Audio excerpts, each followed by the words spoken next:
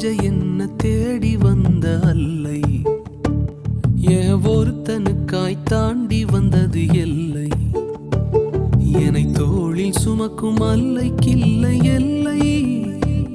ஓ தொலைஞ்ச என்ன தேடி வந்தது அல்லை, என்னை தோளில் சுமக்கும் அல்லைக்கில்லை எல்லை. ஓ தொலைஞ்ச என்ன தேடி வந்த அல்லை.